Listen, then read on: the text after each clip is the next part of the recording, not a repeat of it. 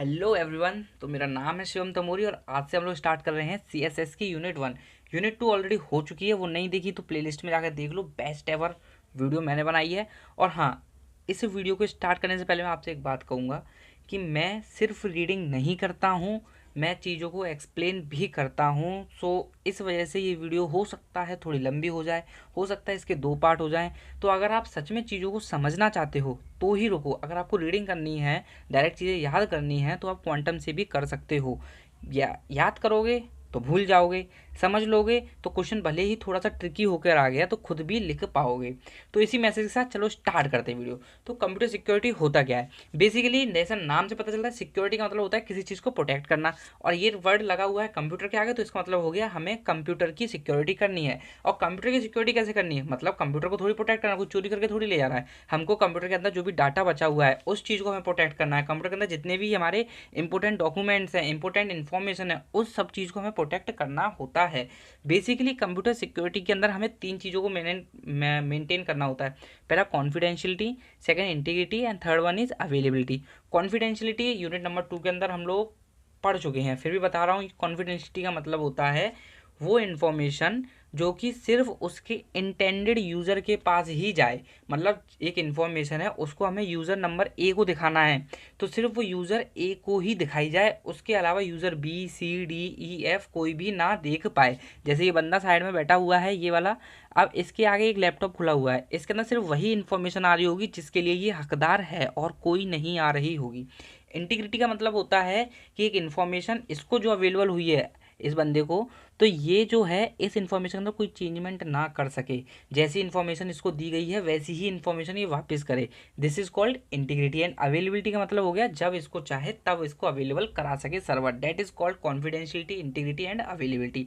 अब हम computer security करते कैसे हैं? तो मेनली हम लोग इन सब चीज़ों का यूज़ करते हैं, फायरवॉल्स का, एंटीवायरस सॉफ्टवेयर का, इंट्रूजन डिटेक्शन सिस्टम, ये IDS तो हम बहुत अच्छे तरीके से इसके टाइप्स वगैरह यूनिट नंबर 2 के अंदर कवर कर चुके हैं। स्ट्रॉन्ग पासवर्ड्स, इनक्रिप्शन, इन सब चीज़ों का यूज़ करते हैं। इनक्रिप्शन डिक्रिप्शन ये हम लोग यूनिट नंबर 4 के अंदर पढ़ेंगे। फिर भी आपको एक नॉर्मल सा हिंट दे दूँ, जैसे इनक्रिप्शन डिक्रिप्शन के अंदर होता क्या है, जैसे मान लो ये हमारा यूज़र ए बैठा हुआ है यहाँ पे, ये हमारा यूज़र बी बैठा हुआ है। अब यूज़र ए ने यूज़र बी को एक मैसेज भेजा, मान लो 143 समझ गए ना? अब इसने भेजा, अब ये है एक लड़की, बोले तो गर्ल, और ये है एक बॉय। इसने इसको मैसेज भेजा। अब मान लो यहाँ पर एक बंदा बैठा हुआ तीसरा जिसको इसके ऊपर क्रश है। अब इसको तो भाई बहुत ज़्यादा जलन हो रही होगी इसके इस मैसेज की वजह से, तो ये क्या करेगा, इस मैसेज को चेंज कर सकता है। इसी वजह से हम लोग इनक्रिप्शन को यूज़ करते हैं। इनक्रिप्शन का मतलब क्या होता है, इसने 143 अपने व्हाट्सअप पे लिखा तो 143, बट एक्चुअली ये 143 होके नहीं गया। ये जब यहाँ से पास हो रहा है सर्वर से होते हुए, तो यहाँ पे ये XYZ कुछ अलग फॉर्म में जा रहा है। और ये अलग फॉर्म में किस वजह से जा रहा है? क्योंकि यहाँ पे इनक्रिप्शन किया गया है। ये होता है प्लेन टेक्स्ट, 143 मतलब प्लेन टेक्स्ट, और इसको कन्वर्ट किस में कर दिया, एक अलग ही फॉर्म में, जिसको बोलते हैं cipher text. That is called encryption. और वापस से जब ये बी के पास पहुंचेगा ना, तो ये वापस से XYZ नहीं, 143 ही पहुंचेगा।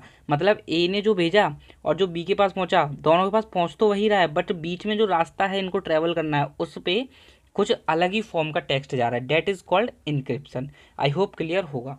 चलो आगे बढ़ते हैं। हाँ, तो हम जो कंप्यूटर सिक्योरिटी करते हैं, तो कंप्यूटर सिक्योरिटी के अंदर हमें क्या चीज़ प्रोटेक्ट करनी है?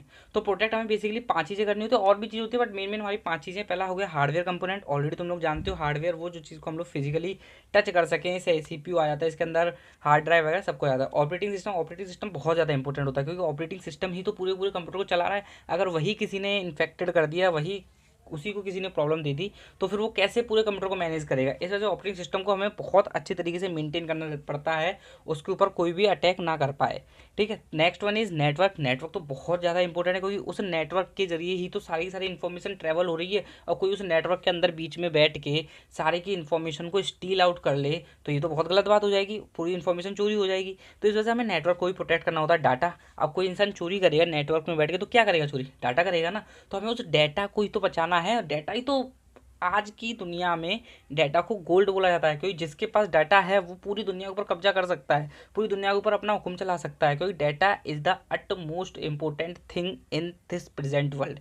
ठीक, फर्मवेयर आप लोग बहुत अच्छे से जानते ही हो, ये नॉन वोलेटाइल मेमोरी का पार्ट होता है firmware. Next one is goals of computer security system, काफ़ी इंपॉर्टेंट है, इसका दूसरा नाम भी होता है CIA ट्राइड, ये लिखा हुआ है ये वाला। ठीक है, अब गोल्स क्या होते हैं, कॉन्फिडेंशियलिटी, इंटीग्रिटी, अवेलेबिलिटी, मैं ऑलरेडी आप लोगों को बता दिया मैंने स्टार्टिंग में ही, कोई दिक्कत नहीं आई, आप इनको एक बार पढ़ना, और सिंपल सी लैंग्वेज में लिखा हुआ है, आपको नोट्स भी मिल जाएंगे, आप बस चैनल को सब्सक्राइब कर लो।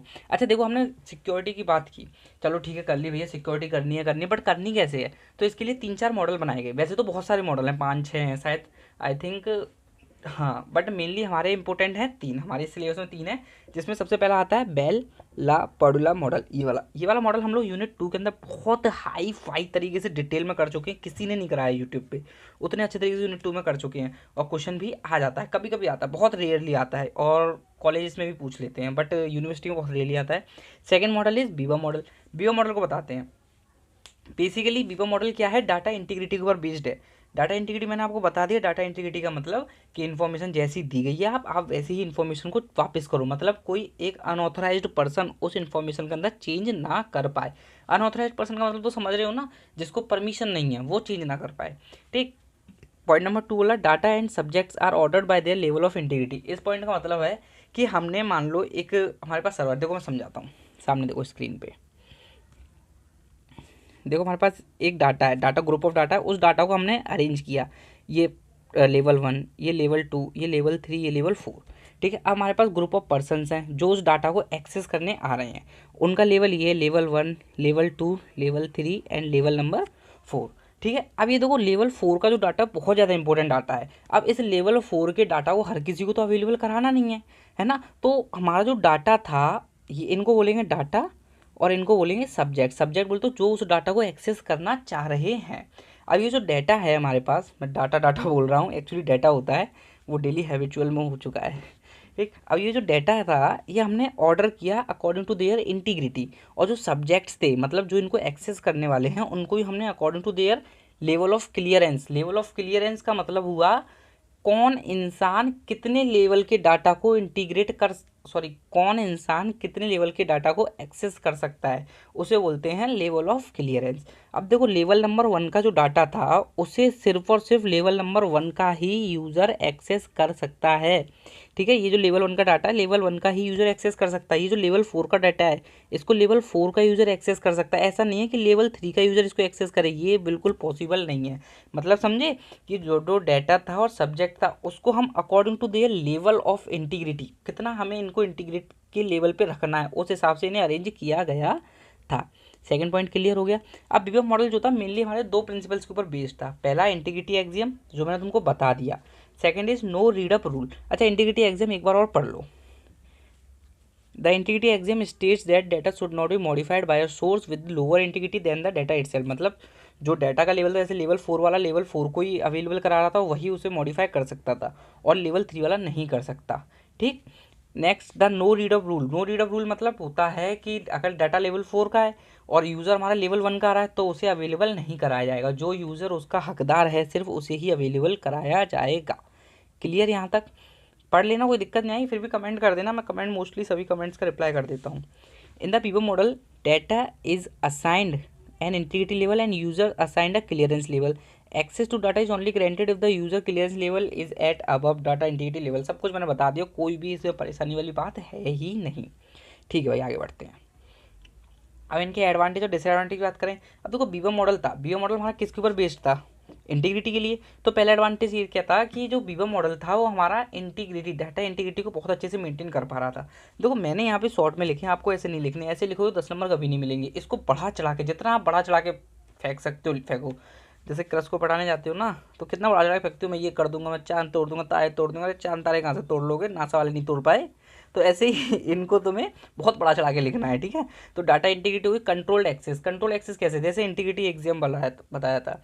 इंटीग्रिटी एग्जाम क्या कर रहा था कि वहाँ पे सिर्फ उसी को दिया था जो उसका जेन्युइनली हकदार है। ठीक, एनहेंसेस सिक्योरिटी थर्ड पॉइंट है। एनहेंस सिक्योरिटी वो ये बीओ मॉडल क्या था, हाई लेवल ऑफ सिक्योरिटी है, प्रोटेक्ट करता है मैलिशियस अटैक्स वगैरह से सब कुछ। फ्लेक्सिबल था, फ्लेक्सिबल बोले तो इसका मतलब क्या है, तो बहुत सारे मॉडल्स जो थे वो स्टैटिक मॉडल थे। ये जो बेल्ला पॉडोला मॉडल था वो हमारा स्टैटिक मॉडल था। स्टैटिक का मतलब होता है कि एक बार जब हमने इसको प्रोग्रामिंग की तो प्रोग्रामिंग करते वक्त जो हमने इसके अंदर सेट कर दिया कि ये वाला यूज़र इतनी ले पाएगा डाटा को, ये सेकंड यूज़र इतना डाटा ले पाएगा, थर्ड यूज़र इतना डाटा ले पाएगा, तो ये throughout the life of the program बिल्कुल सेम रहेगा, उसे आप चेंज नहीं कर पाओगे। वो मॉडल को बोलते हैं स्टैटिक मॉडल। बट ये था हमारा फ्लेक्सिबल। इनका एक दूसरा नाम भी होता है डायनेमिक मॉडल्स। मतलब ये मॉडल क्या होते हैं, हम लोग वक्त के साथ इन्हें हम चेंज कर सकते हैं, जिस टाइप से हमें ज़रूरत होगी उस हिसाब से इन्हें हम चेंज कर सकते हैं। ठीक, simple and easy to implement. Wait a minute, simple and easy to implement मतलब ये सिंपल था और काफ़ी ईजिली इसको हम लगा सकते थे।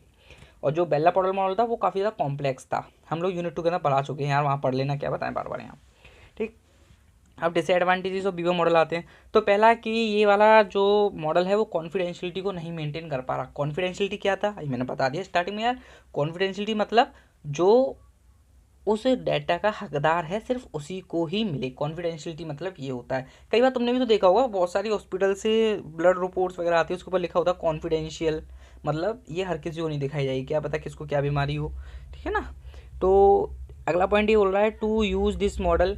हमको क्या करना है, सारे के सारे कंप्यूटर्स को, मतलब अगर हमें ये वाला मॉडल यूज़ करना है तो हमें ऐसे कंप्यूटर्स चाहिए जो इंटीग्रिटी लेवल और सब्जेक्ट डाटा का इंटीग्रिटी लेवल और सब्जेक्ट का इंटीग्रिटी लेवल, मतलब इन सब चीज़ों को सपोर्ट कर सकें। ये ऐसा मॉडल लेना है हमको। ठीक है, आई थिंक क्लियर नहीं हो, देखो फिर से बताता हूँ। अगर हमें बीवा मॉडल अगर हमें यूज़ करना है तो इसके लिए हमें वो वाले कंप्यूटर सिस्टम्स चाहिए जिन जो डेटा के लिए और सब्जेक्ट के लिए दोनों के लिए जो लेबलिंग है उसे एक्सेप्ट कर पाएँ, कि हम यहाँ पे लेबल कर पाएँ कि ये वाला डाटा लेवल 1 का है, हम वहाँ पे लेबल कर पाएँ कि ये वाला जो यूज़र है वो लेवल 1 का है या लेवल 2 का है। मैं लेबल और लेवल बोल रहा हूँ। ठीक है, चलो क्लियर हो गया होगा। अब आते हैं द ब्रूअर एंड नेश मॉडल। ठीक है, काफ़ी इंपॉर्टेंट है, अच्छा भी है, सिंपल सा भी, कोई दिक्कत नहीं है। देखो ब्रूअर नेश मॉडल को हम लोग चाइनीज़ वॉल मॉडल भी बोलते हैं। एक्चुअली में क्या है देखो मैं समझाता हूँ।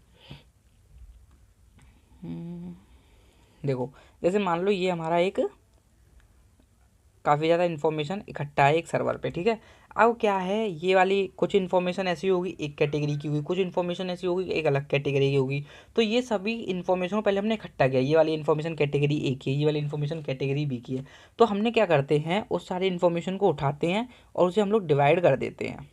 ठीक है, डिवाइड कर देते हैं और सभी को हम लोग कैटेगरी वाइज अरेंज कर देते हैं। ठीक है, और कैसे अरेंज करते हैं, वॉल का फॉर्मेशन करके। तो इसी वजह से यहाँ पे होगी हमारी कैटेगरी ए की information, B C D E F G H, मतलब एक दूसरे के साथ कोई भी इन्फॉर्मेशन कन्फ्लिक्ट नहीं बनाएगी, जो इन्फॉर्मेशन जहाँ तक की है वहीं तक रहेगी।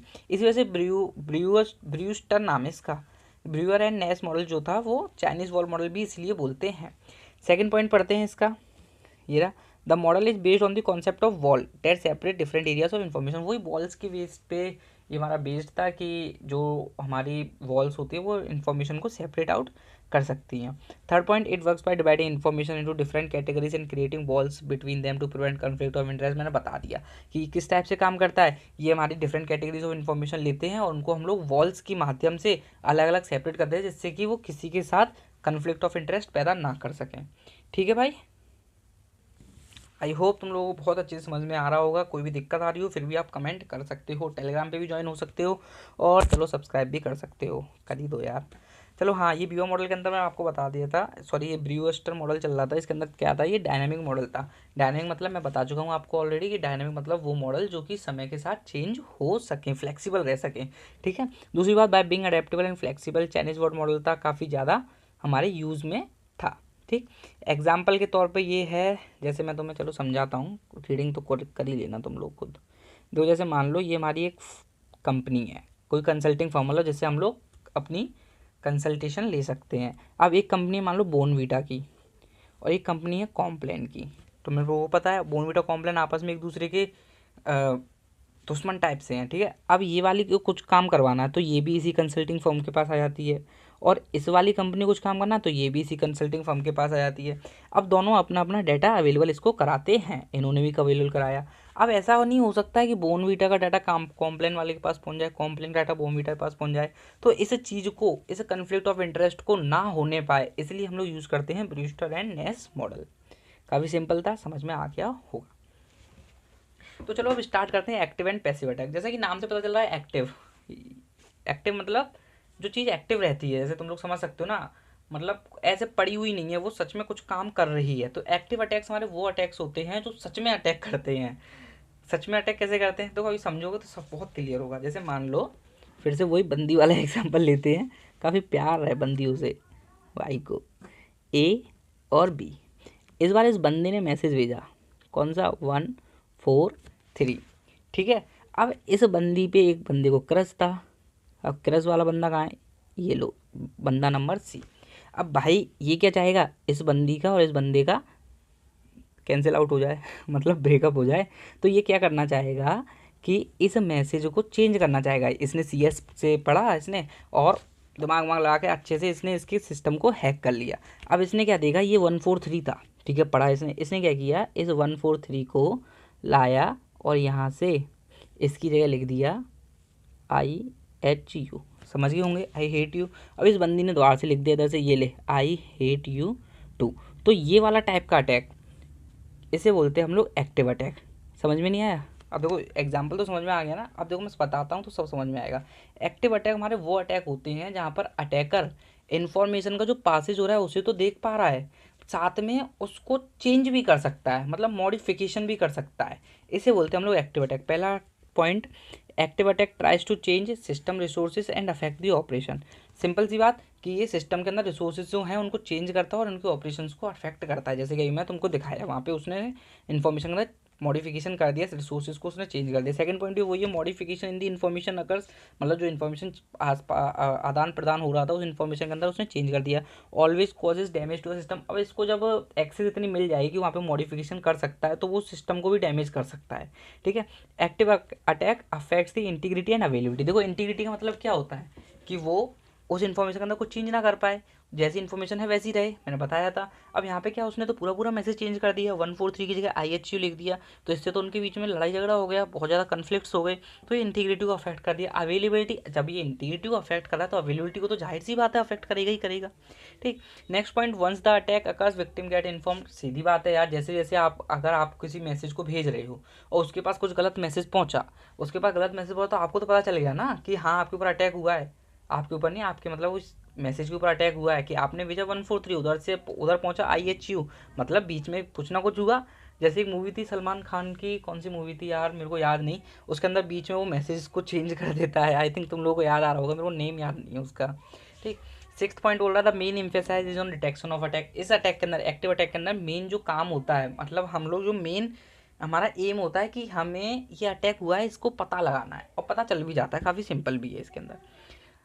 कुछ हमारे कॉमन एग्जांपल्स हैं। पहला होगा man in the middle attack, जो अभी मैंने बता रहा था, ये man in the middle attack है, ठीक है। डिनाइल ऑफ सर्विस आगे पढ़ लेंगे हम लोग, क्या होता है डिनाइल ऑफ सर्विस, मतलब चलो बता दूंगा आगे। Malware attack, phishing attack, password attack, ये सब हम आगे डिस्कस कर लेंगे। बस ये नाम होते हैं, कुछ एग्जाम्पल होते हैं, याद कर लो, ये काफ़ी एक दो बार तो आया है ये क्वेश्चन। अब इनसे हम प्रोटेक्ट कैसे कर सकते हैं, तो इनसे हम प्रोटेक्ट ऐसे कर सकते हैं, स्ट्रॉन्ग पासवर्ड्स यूज़ कर सकते हैं, इम्प्लीमेंटिंग फायरवॉल्स यूज़ कर सकते हैं, एंटीवायरस सॉफ्टवेयर यूज़ कर सकते हैं, staying up to date to the latest security threats and trends. मतलब कि हमें अप टू डेट रहना है कि इस टाइम पे किस टाइप के अटैक्स चल रहे हैं, ठीक। एक्टिव अटैक हो गया। अब पैसिव अटैक क्या होते हैं? पैसिव अटैक मान लो वो अटैक होते हैं जिसमें, मान लो वही बंदी वाला एग्जांपल ही चलने दो, काफ़ी सिंपल सा है, मतलब A से B जा रहा था मैसेज, अब 143 को उसने IHU कर दिया। अब मान लो उसने 143 जो जा रहा था ना उसको बस देखा, उसने कोई भी चेंजमेंट नहीं किया, that is called passive attack. Passive attack के अंदर क्या होता है, जो हमारा अटैकर होता है वो इन्फॉर्मेशन को जो आदान प्रदान हो रहा है बस उसको देखता है, उसके अंदर कोई चेंजमेंट नहीं करता है। अब सिंपल समझ में आ गया होगा एक्टिव और पैसिव अटैक, ठीक है। तो देखो पढ़ लेते हैं point wise. Attempt to intercept monitor data without modifying और अल्टरिंग दैम, वही कि सिर्फ इसके अंदर मॉनिटर करता है सिस्टम के डाटा को बिना उसे कोई मॉडिफाई किए, ठीक है, only monitor. There is no modification in the information, there is no modification in the information, repeat हो गया भाई, बस यहाँ तक पढ़ना, ठीक है। कोई मॉडिफिकेशन नहीं होता इन्फॉर्मेशन के अंदर। Passive attack affect the confidentiality. देखो कॉन्फिडेंशियलिटी का क्या मतलब था, जिसके पास जाना, जो उसका हकदार है उसे पहुंचना चाहिए, बट बीच में एक इंसान बैठा वो उसे देख रहा है, तो कॉन्फिडेंशियलिटी अफेक्ट हुई, इंटीग्रिटी और अवेलेबिलिटी नहीं हुई, ओनली कॉन्फिडेंशियलिटी अफेक्ट हुई। Passive attack does not cause any harm to system, कोई भी हार्म नहीं हुआ है, बट हाँ इसका मतलब ये नहीं है कि हार्म नहीं हो रहा तो ये कुछ अटैक कोई काम का नहीं है। इस अटैक से काफ़ी ज़्यादा दिक्कत हो जाती है, कोई सेंसिटिव इन्फॉर्मेशन वो चोरी कर सकते हैं, जो इन्फॉर्मेशन दुनिया में किसी और को नहीं पता होना चाहिए वो अटैकर्स पता कर सकते हैं पैसिव अटैक से। वो चेंज नहीं करते, सिर्फ पता लगा सकते हैं, ठीक है। और 5th पॉइंट बोला passive attacks can be difficult to detect as they do not necessary cause any disruption. सही बात है, डिफिकल्ट होता है इस अटैक को पहचानना, क्योंकि यहाँ पे कोई चेंजमेंट ही नहीं हो रहा। जब कोई चेंजमेंट नहीं हो रहा, जब कोई हलचल नहीं हो रही, तो हमें कैसे पता चलेगा यहाँ पे कि अटैकर हमारे ऊपर नज़र रखे हुए है। तो इसके अंदर जो मेन पैसिव अटैक होता है, इसके अंदर हमारा मेन ध्यान होता है कि हम इसे कैसे प्रिवेंट करें। पिछले वाले में डिटेक्ट था, मेन हमारा एम्फेसाइज इज ऑन डिटेक्शन, इसके अंदर होता है main emphasise is on prevention, ठीक है। लिखा नहीं है ये पॉइंट आई थिंक मैंने, चलो कोई बात नहीं। और देखो 6th पॉइंट जो मैं बता रहा था कि हाँ ये काफ़ी ज़्यादा डेंजरस होते हैं, क्योंकि ये काफ़ी ज़्यादा सेंसिटिव इन्फॉर्मेशन को चुरा सकते हैं। ये हमारे कुछ examples, eavesdropping, traffic analysis, password sniffing, social engineering जानने की जरूरत नहीं है, काफ़ी ज़्यादा डिटेल वाले टॉपिक हैं, CS वाले जानते हैं, अपन को तो बस ये CSS का एग्जाम निकालना है, ठीक। अब वही 8 पॉइंट, अगर हमें इनसे बचना है तो क्या करना पड़ेगा, वही strong password, antivirus software, up to date, यही सब करना है और कुछ नहीं करना है। एक्सेस कंट्रोल काफ़ी अच्छे लेवल की लेनी है हमें। एक्सेस कंट्रोल यूनिट नंबर 3 है, वहाँ पे पढ़ लेंगे। एक्सेस कंट्रोल तो नाम से पता चल रहा है, एक्सेस कंट्रोल कौन कौन हमारे डाटा को एक्सेस कर सकता है, उसका अच्छे से कंट्रोल सिस्टम, ठीक है। और देखो ये वाली चीज़ लिखी हुई है ना, अरे यार, अरे अरे भाई कहाँ भाग रहा है, देखो एक चीज़ लिखी हुई है ये, इसको देखो बहुत अच्छे से पढ़ो, ये काफ़ी ज़्यादा हेल्पफुल है तुम लोगों के लिए। आई थिंक ज़िंदगी समझ जाएगी इस चीज़ से, ठीक है। डू सब्सक्राइब इंजीनियर तमूरी on YouTube, okay, I hope कर भी दिया होगा। चलो आगे चलते हैं। अब आते हैं server side attack and insider attack. देखो सर्वर साइड और इनसाइडर क्या फ़र्क है दोनों में। मेनली देखो सर्वर साइड और इनसाइडर अटैक के अंदर मेनली हम अटैक किस पे करते हैं, सर्वर पे करते हैं। अच्छा आप बोलो भैया पहले में तो सर्वर साइड है, दूसरे में सर्वर कहाँ लिखा, बताएंगे अभी। मेनली हमारा अटैक क्या होता है, सर्वर के ऊपर होता है, सर्वर के अंदर क्या क्या इन्फॉर्मेशन है उसके ऊपर अटैक होता है। चलो पॉइंट वाइज पढ़ता चलता हूँ और एक्सप्लेन करता चलता हूँ। अभी मैं बोला रीडिंग कर रहे हो, वहाँ पे ओनली रीडिंग होती है, अब मैं यहाँ पे रीडिंग करने के बाद समझा रहा हूँ। पॉइंट वाइज सारे पॉइंट हो जाएंगे, वरना एक आध पॉइंट रह जाएगा, ठीक। आ जाओ। Server side is a type of cyber attack that target the backend component website of application. वही बैकएंड कंपोनेंट्स मतलब जो हमारा मेन वहाँ पे डाटा रखा हुआ है, उन सब चीज़ों के ऊपर यहाँ पे अटैक होता है। This attack target the server database application that run on the server and explore vulnerabilities in this component to gain unauthorised access. मतलब वही कि ये जो अटैक होता है सर्वर साइड अटैक क्या करता है, हमारे जो डेटाबेस है, जो एप्लीकेशंस हैं, जो हमारे उस सर्वर पर चल रही हैं, उस एप्लीकेशन उस डेटाबेस के अंदर कुछ वल्नरेबिलिटीज़ ढूंढता है। वल्नरेबिलिटीज़ का मतलब होता है कुछ लूप होल्स जहाँ से वो एक्सेस कर सकता है, उन्हें ढूंढता है, फिर वहाँ से वो अनऑथराइज्ड एक्सेस लेता है और फिर उसके बाद वो जो मर्जी वो कर सकता है, जिससे कि उसके अंदर जो भी फंक्शनिंग हो रही थी उस फंक्शनिंग को डिसरप्ट कर सकता है, पूरा सिस्टम कोलैप्स कर सकता है, काफ़ी ज़्यादा इन्फॉर्मेशन का मिसयूज कर सकता है, ठीक। सर्वर साइड अटैक के एग्जांपल्स क्या होते हैं, SQL injection, cross site scripting और रिमोट कोड एग्जीक्यूशन। ये सब हम लोग यूनिट नंबर 3 के अंदर अच्छे से डिटेल में पढ़ेंगे। बस अभी इनका नाम जान लो, क्योंकि ये हमारी स्टार्टिंग इंट्रोडक्शन वाली यूनिट होती है, तो इसलिए थोड़ा थोड़ा सा इनके बारे में नाम यहाँ पे मिलेगा। इंट्रोडक्शन यूनिट होती है ये, ठीक है। और ये अगला पॉइंट आता है कि these attacks have serious consequences including theft and sensitive data. वही सीधी बात है, देखो कोई सर्वर पे अटैक कर रहा है तो अटैक करने के बाद कुछ ना कुछ पर्पस ही कर रहा होगा, तो वहाँ से इन्फॉर्मेशन, सेंसिटिव इन्फॉर्मेशन निकाल सकता है, उन सर्वर को क्रैश करा सकता है, फाइनेंशियल लॉस करा सकता है, उनके सिस्टम में से डाटा निकाल के लीक करा सकता है, जिससे कि उन कंपनी की रेपुटेशन ख़राब हो सकती है। जैसे अभी डोमिनोज के साथ हुआ था, कितने करोड़ लोगों का डाटा वहाँ से चोरी हो गया था, ब्लैक हैट हैकर्स ने निकाला था। अब तुम लोगों को तो काफ़ी अच्छे से पता होगा ना, तो ऐसी इन्फॉर्मेशन नहीं जानी चाहिए। अब ये सब पढ़ के तुम ये मत सोचना कि तुम हैकर बन के अपनी बंदियों के मैसेज पढ़ोगे, ये सब बहुत गंदी बात होती है। बंदियाँ अपने बेस्ट फ्रेंड से बात करती हैं बस, उनके साथ और कुछ नहीं करती हैं, ठीक है। आ जाओ आगे चलते हैं। The risk of server side attack can be reduce by implementing strong security measure. बात देखो, जो भी अटैक है, हर अटैक को आप कैसे रिड्यूस कर सकते हो, स्ट्रॉन्ग सिक्योरिटी मेजर लगा के, स्ट्रॉन्ग एक्सेस कंट्रोल लगा के, ऑथराइज्ड ऑथेंटिकेशन प्रोटोकॉल्स लगा के, इन सब चीज़ों को लगा के आप एक्सेस कंट्रोल को मेंटेन कर सकते हो। जहाँ भी तुम्हें अटैक दिखे, क्या करना है, 3-4 पॉइंट तो घिसे पिटे हैं, अच्छे से हमें एंटीवायरस सॉफ्टवेयर लगाना है, हमें स्ट्रॉन्ग सिक्योरिटी मेजर्स लगाने हैं, हमें अप टू डेट रहना है, हमें ऑथेंटिकेशन प्रोटोकॉल्स लगाने हैं। ऑथेंटिकेशन मतलब आपको ऑथेंटिकेट करना है कौन आ रहा है कौन जा रहा है, ठीक है। और हमें रेगुलरली अपने सिस्टम को चेक करना है, यही सब करना होता है यार। ये देखो ये लिखा है ना, रेगुलरली परफॉर्मिंग सिक्योरिटी ऑडिट्स। इसका मतलब होता है कि हम खुद से जांचें कि हमारे सिस्टम के अंदर कोई दिक्कत तो नहीं है। चलो भाई, अरे हाँ, मैंने एक चीज़ नहीं बताई। सर्वर साइड अटैक के अंदर सुन लो, सर्वर साइड के अटैक के अंदर अटैक हुआ सर्वर के ऊपर, इंफॉर्मेशन के ऊपर, डेटाबेस के अंदर। बट ये अटैक किसने किया? किसी बाहर वाले ने, जिसके पास एक्सेस नहीं थी, उस सिस्टम की एक्सेस नहीं थी। ठीक है। और इनसाइडर अटैक के अंदर क्या होता है कि एक इंसान होता है, वो अटैक करता है, लेकिन उसके पास उस सिस्टम के अंदर एक्सेस होती है। मतलब वो वहाँ का एम्प्लॉय हो सकता है, या फिर वो हो सकता है पहले वहाँ काम करता हो, या फिर हो सकता है वो कोई बिजनेस पार्टनर हो सकता है, वो वहाँ से इन्फॉर्मेशन निकाल सकता है। बस दोनों के अंदर इतना फ़र्क है। अटैक दोनों के अंदर वही होता है, इन्फॉर्मेशन ही है, इन्फॉर्मेशन के ऊपर ही अटैक करते हैं। बट सर्वर साइड के अंदर बाहर का इंसान करता है, और इनसाइडर अटैक के अंदर एक अंदर का इंसान करता है। ठीक है। देखो भाई, an inside attack is a type of cyber attack that is carried out by someone who has authorised access. कौन सी एक्सेस? Authorised access. ठीक है। The person may be current और former employee, contractor, business partner, बता रखा है मैंने। Inside attack है सीवियर कॉन्सिक्वेंसेज। भाई कोई भी अटैक हो उसके सीवियर कॉन्सिक्वेंसेज तो होते ही होते हैं। आप ये देखो, ये कुछ पॉइंट्स आप देखोगे, ये सिर्फ आंसर को बड़ा करने के पॉइंट्स होते हैं। ये तो हर किसी को पता है भाई, अटैक से सीवियर कॉन्सिक्वेंसेज होते हैं, यहाँ से लॉस ऑफ डाटा होता है, यहाँ से बहुत ज़्यादा लॉस ऑफ रेपुटेशन होता है। ये इनको बस आंसर्स को बढ़ाने के पॉइंट है, तो ये थोड़ा सा दिमाग लगा के आप बढ़ा सकते हो, कोई आंसर नहीं आ रहा हो आप पे वहाँ पे तो। ठीक। प्रोटेक्ट कैसे कर सकते हैं? Implementing state access controls, monitoring employee activity. हाँ देखो भाई, इनसाइडर अटैक है, मतलब अंदर का ही कोई इंसान अटैक कर रहा है, तो इसलिए हमें मॉनिटरिंग एम्प्लॉयज़ एक्टिविटी। थोड़ी बहुत मिस्टेक मिल सकती है स्पेलिंग्स के अंदर, तो वो आप लोग देख लेना। Provide regular cyber security training and conducting regular security audits and vulnerability assessment. Security audit मैंने बता दिया, खुद से हम लोग अपने सिस्टम को जांचते हैं। ठीक। अब ये 3 टाइप के होते हैं इनसाइडर अटैक। पहला होता है हमारा मेलिशियस इंसाइडर। मेलिशियस इंसाइडर मतलब एक इंसान है, उसके अंदर का जो शैतान है वो जाग चुका है। ठीक है। अब वो अपनी कंपनी का बुरा चाहता है, अपनी कंपनी को डुबाना चाहता है, तो मतलब इंसान अंदर का ही है, और वो जानबूझकर खुद इंटेंशनली अटैक कर रहा है। दूसरा होता है एक्सीडेंटल इंसाइडर। नाम से पता चल गया कि उसने गलती से कुछ अटैक जैसी चीज़ कर दी। थर्ड पार्टी इंसाइडर मतलब हमने एक कोई कंपनी हमने फॉर्म ली, उसको हमने कुछ एक्सेस दे दी, हमने उससे मतलब हमें कुछ काम था, हमने उसे कुछ एक्सेस दी, तो वो अपनी उस एक्सेस का गलत इस्तेमाल करके इनसाइडर अटैक परफॉर्म कर सकता है। और इसके बाद इस चीज़ पे ज़रा ध्यान दीजिए, काफ़ी अच्छी चीज़ है ये। ठीक है।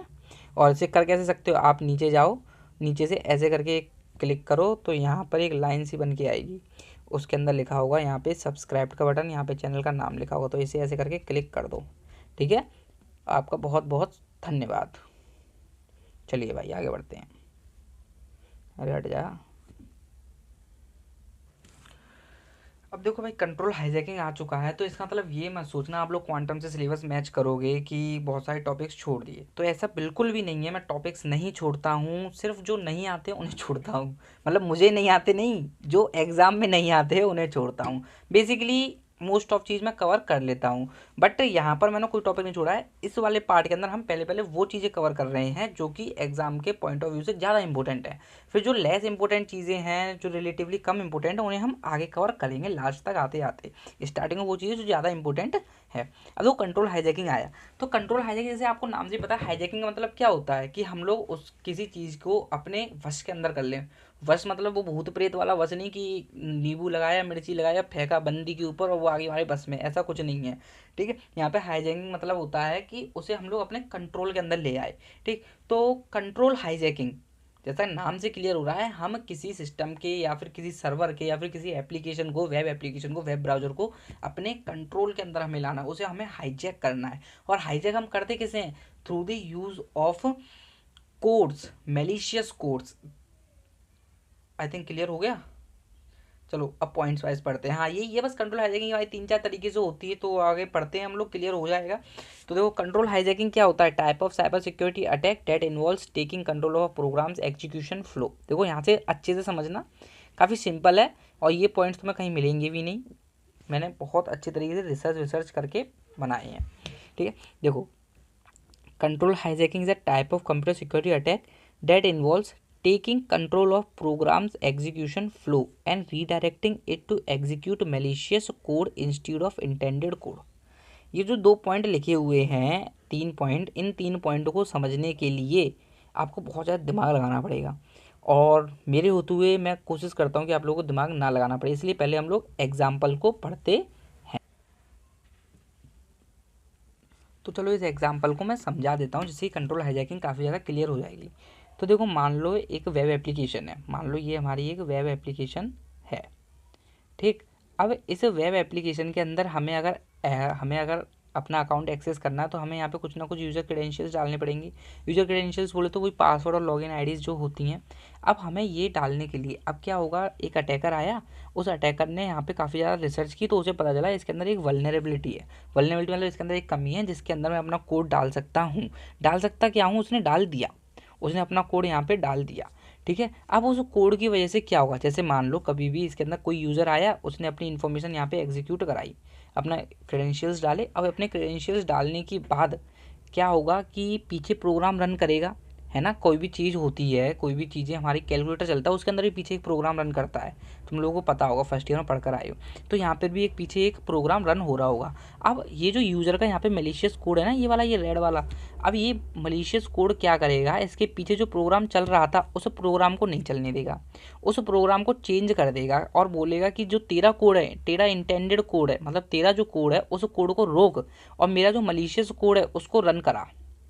समझ में आया। तो यही होता है हमारा कंट्रोल हाईजैकिंग। कंट्रोल हाईजैकिंग के अंदर क्या होता है, जो अटैकर आता है वो अपना मेलिशियस कोड डालता है किसी भी वेब एप्लीकेशन के अंदर, और जो मेलिशियस कोड की वजह से क्या होता है, जो प्रोग्राम का नॉर्मल एग्जीक्यूशन फ्लो था, जो नॉर्मली प्रोग्राम को फ्लो होना था, उस फ्लो को ना होते हुए उसको रीडायरेक्ट कर देता है मेलिशियस कोड के फ्लो की तरफ। ठीक, यहाँ तक क्लियर हो गया होगा। ठीक है, अब अगर नीचे पढ़ते हैं, वैन अ यूज़र, देखो यहाँ से लेके यहाँ तक जो मैंने बताया वही है, ठीक है। अब आते हैं, when a user enters their credential, जब एक यूज़र उस ऐप के अंदर अपनी क्रेडेंशियल्स डालेगा, institute of the program checking the credentials, जो प्रोग्राम है वो क्रेडेंशियल्स को चेक नहीं करेगा, डायरेक्ट एक्सेस दे देगा यूज़र के अकाउंट को। और अटैकर जो होगा, the attackers code intercept the programme execution flow and execute their own code, जो अटैकर का कोड होगा, जो प्रोग्राम एग्जीक्यूशन फ्लो हो रहा था उसको इंटरसेप्ट कर देगा, मतलब उसे रोक देगा। इंटरसेप्ट का मतलब होता है कोई एक चीज़ ए डायरेक्शन से निकली, ए पॉइंट से निकली और बी पे पहुंचना है, बी पे ना पहुंचने दे, मतलब जो प्रोग्राम का एग्जीक्यूशन था, स्टार्ट हो रहा था, वहाँ से लास्ट पे नहीं पहुंचने दिया, उसे वहीं रोक दिया और उसको चेंज कर दिया कि मेरा कोड चला भाई, ठीक। उसने उसका कोड चलाया और ये जो कोड होगा स्टील करेगा यूजर क्रेडेंशियल्स, परफॉर्म करेगा other malicious actions, installing malware, user computer accessing sensitive information, सब कुछ कर देगा। आई थिंक कंट्रोल हाईजैकिंग काफ़ी अच्छे से क्लियर हुई होगी। एक्चुअली में यहाँ पे होता क्या है कि जो यूज़र है उसको ऐसा लग रहा है कि यहाँ पे मेरे और उसके बीच में कोई नहीं, यूज़र टू सर्वर सिस्टम है, और सर्वर को ऐसा लगता है server to user system, but actually यहाँ पे क्या हो रहा है, बीच में अटैकर अपने कोड को रन करा रहा है। इस एग्जाम्पल के अंदर क्या था, in this example the attacker has control the programme execution flow. देखो अटैकर ने क्या किया, जो प्रोग्राम का एग्जीक्यूशन फ्लो था, मतलब जिधर प्रोग्राम फ्लो होना था उसको कंट्रोल कर लिया, उसको हाईजैक किया to execute their own code, मतलब प्रोग्राम एग्जीक्यूशन फ्लो को हाईजैक किया और अपना खुद का कोड चलाया, bypassing the application's intended functionality, मतलब जो एप्लीकेशन का इंटेंडेड था, मतलब एप्लीकेशन को जो करना था उसको नहीं वो करने दिया। This is called control hijacking. समझ में आई कंट्रोल हाईजैकिंग। एक बार पढ़ना सारे पॉइंट्स को, सारा क्लियर हो जाएगा। और 1 मिनट मैंने स्टार्टिंग के पॉइंट्स नहीं बताए। तो देखो, control hijacking is a type of computer security attack, वही सिक्योरिटी अटैक होता है, that involves taking control of programs execution flow, जिसके अंदर हम लोग क्या करते हैं, प्रोग्राम का जो एग्जीक्यूशन फ्लो था उसके ऊपर कंट्रोल लिया। इस एग्जाम्पल के अंदर क्या था, उसके ऊपर कंट्रोल लिया ना, तो taking control of programs execution flow and redirecting it to execute malicious code, और उस प्रोग्राम को के ऊपर जो कंट्रोल लिया उसका यूज़ करके हम लोग अपने खुद के मलिशियस कोड को एग्जीक्यूट कराते हैं। This attack is also known as code injection, code exploitation. ये पॉइंट मेरे सहपाठी ने, मेरे दोस्त ने ये गलत लिख दिया है, एक्चुअली में ये पॉइंट ये नहीं है। हम कंट्रोल हाईजैकिंग जो होती है अपने कोड की मदद से करते हैं। तो यहाँ पर सेकंड पॉइंट की जगह आएगा control hijacking is done by using code injection और कोड एक्सप्लॉइटेशन। ठीक है, ध्यान रखना जब नोट्स पढ़ो। The basic premise of control hijacking is to exploit vulnerability in a program's code that allow attacker to inject their own code। वही कि basic काम क्या होता है कंट्रोल हाईजैकिंग का, कि हम लोग किसी के अंदर वल्नरेबिलिटी निकालें और उसके अंदर अपना खुद का कोड डालें और फिर अपना बल्ले बल्ले करें। ठीक, मेन काम क्या होता है, अटैकर का गोल क्या होता है कंट्रोल हाईजैकिंग के अंदर, कि ये गोल होता है कि वो पहला तो टेक ओवर कर ले उस मशीन के ऊपर अपना कंट्रोल लिया, दूसरा अपना आर्बिट्रेरी कोड लगा सके। अब कंट्रोल हाईजैकिंग हमारे 3 टाइप से होती हैं, एक होता है बफर ओवरफ्लो अटैक, एक होता है इंटीजर ओवरफ्लो अटैक, एक होता है format string vulnerability. Format string vulnerability काफ़ी ज़्यादा कम आती है। तो चलो आगे हम लोग पढ़ने से पहले जो कंट्रोल हाईजैकिंग हमने पढ़ा उसके प्रिवेंशंस पढ़ ले। अब देखो कंट्रोल हाईजैकिंग जो प्रिवेंशन से उन्हें हम अभी पढ़ सकते हैं, बट एक्चुअली उसके अंदर कुछ ऐसे टर्म्स यूज होंगे बफर वगैरह, तो उनके लिए पहले तुम्हें ये पढ़ना पड़ेगा। तो कंट्रोल हाईजैकिंग अभी तुमने पढ़े 4-5 पॉइंट, अभी इसके अंदर एक पॉइंट लिखना भूल गया मैं कि कंट्रोल हाईजैकिंग जो होती है हमारी 3 तरीके से हो सकती है, बफर ओवरफ्लो अटैक, और ये मैंने बता दिया तुम्हें इंटीजर ओवरफ्लो अटैक और फॉर्मेट स्ट्रिंग वल्नरेबिलिटीज। तो सबसे पहले पढ़ते हैं बफर ओवरफ्लो अटैक। तो बफर क्या होता है? बफर बेसिकली एक हमारी टेम्पररी स्टोरेज एरिया होती है, यहाँ पे हम लोग डाटा को स्टोर करते हैं। जैसे मान लो आप लोग गूगल सर्च कर रहे हो, तो गूगल सर्च में आपने सर्च बॉक्स में डाला वही जो आप लोग डालते हो रात में, वो चीज़ आपने डाल दी। अब वो चीज़ सर्च होते होते आपने पहले डाला ना, अब जैसे ही आप लोग सर्च बटन पे क्लिक करते हो उसके बाद प्रोसेसिंग हो रही होती है, तो वो जो आपने सर्च बॉक्स में डाला वो स्टोर हो जाता है एक टेम्पररी स्टोरेज एरिया के अंदर, जिसको बोलते हैं बफर। तो जैसे जैसे हमारे सर्च पीछे एग्जीक्यूशन कोड चल रहा है उसको जैसे जैसे ज़रूरत पड़ती है वो सर्च बॉक्स में से उठाता चलता है, और एक्चुअली में सर्च बॉक्स में नहीं है, वो बफर के अंदर है। बफर समझ में आया? बफर क्या होता है? टेम्पररी स्टोरेज एरिया होती है जहाँ पे सारी की सारी इन्फॉर्मेशन स्टोर हो जाती है, और जब एक प्रोग्राम को जो इन्फॉर्मेशन चाहिए होती है वहाँ से वो उठाता चलता है। ठीक है, काफ़ी क्लियर होगा। ठीक, अब बफर के अंदर क्या होता है, जैसे मान लो एक सिलेंडर टाइप है, जैसे समझाते हैं आपको। जैसे मान लो कि एक सिलेंडर टाइप है इस टाइप का, ठीक है। अब इसके अंदर आप कितना ही डाटा स्टोर करोगे, स्टोर करते जाओगे करते जाओगे करते जाओगे। अगर आपके अंदर आपने इसके अंदर कुछ ज़्यादा चीज़ें भेजी तो वो ओवरफ्लो होती जाएंगी, साइड में निकलती जाएंगी निकलती जाएंगी। तो बफर ओवरफ्लो जैसे नाम से ही क्लियर हो गया कि बफर ओवरफ्लो के अंदर क्या करते हैं, हम लोग ज़्यादा से ज़्यादा डाटा भेजते हैं। हम लोग नहीं, अटैकर्स। अटैकर्स क्या करते हैं, इसके अंदर बहुत ज़्यादा हाई वॉल्यूम ऑफ अमाउंट में डाटा भेजते हैं, और उस डाटा की वजह से क्या होता है, ओवरफ्लो हो जाता है। अब देखो कंप्यूटर मेमोरी के अंदर सिर्फ ओनली एक यही चीज़ तो है नहीं, बाकी में साइड में और भी ज़्यादा मेमोरीज होती हैं, और वो उसके अंदर लिखा होता है कि हमें बाकी के कौन कौन से कोड रन कराने हैं। जब भी हमारा सिस्टम चलता है तो बफर के बगल में और भी मेमोरीज होती हैं, इनके अंदर लिखे होते हैं हमें ये वाले कोड और इसके बाद रन कराने ये कराने हैं। तो जब बफर ओवरफ्लो होगा तो एक्चुअली में क्या हुआ, जो एक्स्ट्रा चीज़ निकल के आई बफर ओवरफ्लो के अंदर, देखो ऑरेंज, जो एक्स्ट्रा चीज़ निकल गई वो यहाँ पर आ गई आ गई। अब यहाँ पे पहले से कुछ कोड लिखे हुए थे, अब उनको क्या कर दिया इसने, ओवरराइट कर दिया। मतलब अब वो कोड रन नहीं होंगे, अब इसकी वजह से जो यहाँ पे इन्फॉर्मेशन आई है वो रन होगी। तो अटैकर क्या करता है, बड़ी ही चालाकी से पहले तो इस बफर को भर देता है पूरा, फिर इसके अंदर और इन्फॉर्मेशन भेजता है, जिससे कि ये क्या हो गया, ओवरफ्लो हो गया। ओवरफ्लो हो गया तो एडजेसेंट मेमोरीज के अंदर जो भी प्रोग्राम थे अब वो रन तो होंगे नहीं। अब रन क्या होगा, इसने जो भेजा है वो कोड रन होने लग जाएगा। तो बफर ओवरफ्लो अटैक समझ में आया? तब देखो पढ़ भी लो। If too much data is put in the buffer it can overflow, वही एक्स्ट्रा डाटा बाहर निकल जाएगा। हैकर्स इसी बात का एडवांटेज लेते हैं और इंटेंशनली बहुत ज़्यादा डाटा भेजते रहते हैं, जिसकी वजह से क्या होता है, प्रोग्राम हमारा क्रैश हो जाता है और फिर वो अपना मैलिशियस कोड काम करा देते हैं। Even allow the hacker to execute malicious code of the computer. ठीक, अब देखो ये एग्जाम्पल लिखा, for example if you type something search box, वही है जो मैंने बता दिया पहले ही।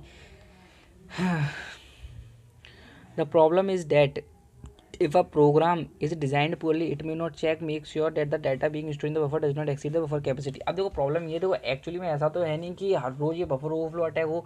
इस चीज़ का प्रॉब्लम का सॉल्यूशन भी है कि हम लोग बफर की जो क्वालिटी ऑफ बफर यूज़ कर रहे हैं, मतलब जिसकी कैपेसिटी वाला बफर वो ज़्यादा कैपेसिटी वाला बफर यूज़ करें जिससे कि ओवरफ्लो ना हो।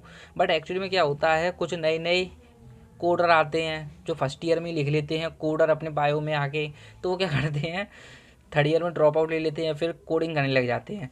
तो वहाँ पे क्या होता है, वो कुछ ऐसे सॉफ्टवेयर बनाते हैं जिनके अंदर पुअरली डिजाइंड होते हैं, मतलब बफर ज़्यादा अच्छा खासा नहीं दे पाते हैं, जिसकी वजह से क्या होता है कि वो बफर ओवरफ्लो जल्दी हो जाता है। बट एक्चुअली जो अच्छे डिज़ाइनर अच्छे कोडर होते हैं तो वो क्या करते हैं, ज़्यादा से ज़्यादा बड़ा से बड़ा बफर लेते हैं जिससे कि ओवरफ्लो ना हो। बट जो नए नवेले कोडर होते हैं वो छोटा मोटा बफर ले लेते हैं जिससे कि ओवरफ्लो हो जाता है। ठीक है, हाँ ये आप लोग बात समझ चुके हो, जो मैंने बोला समझ चुके हो, उसे आप लोग पढ़ लेना। देखो ये क्या है, ये देखो जैसे ये है हमारा यहाँ से लेके यहाँ तक बफर, यहाँ से लेके यहाँ तक बफर, आप यहाँ तक भेजा आपने पासवर्ड। अब इसके बाद आपने 1-2 करके कुछ भी एक्स्ट्रा भेजा तो वो किधर जाएगा, ओवरफ्लो के अंदर जाएगा। ठीक है, वो ओवरफ्लो। सबसे पहले क्या भेजा इसने, पी भेजा तो पी यहाँ पे आया, इसके बाद इसने ए भेजा तो ए यहाँ पे आ गया, पी इधर चला गया, फिर इसने एस भेजा तो पी यहाँ आ गया, ए आ गया, एस आ गया, फिर इसने एक और एस भेजा तो पी यहाँ आ गया, ए आ गया, एस आ गया, एस आ गया, फिर इसने डब्ल्यू भेजा तो पी ए एस एस करके वर्ड तक यहाँ तक स्टोर हो गया। इसके बाद क्या किया, 1-2 और भेज दिया। अब 1-2 इसके तो ऑलरेडी भर चुका है तो ओवरफ्लो होके ये ऊपर से निकल जाएगा और ये वहाँ पर स्टोर हो जाएगा। ठीक, और ये देख लो यार कुछ लिखा हुआ है, थोड़ा सा हमारा भी भला हो जाए। ठीक, चलो भाई। अब बफर ओवरफ्लो अटैक के टाइप क्या होते हैं? तो बफर ओवरफ्लो अटैक जो होता है दो तरीके से होता है, एक होता है स्टैक बेस्ड बफर ओवरफ्लो, एक होता है हीप बेस्ड बफर ओवरफ्लो। तो स्टैक बेस्ड बफर ओवरफ्लो को समझने पहले आपको समझना पड़ेगा स्टैक क्या होता है।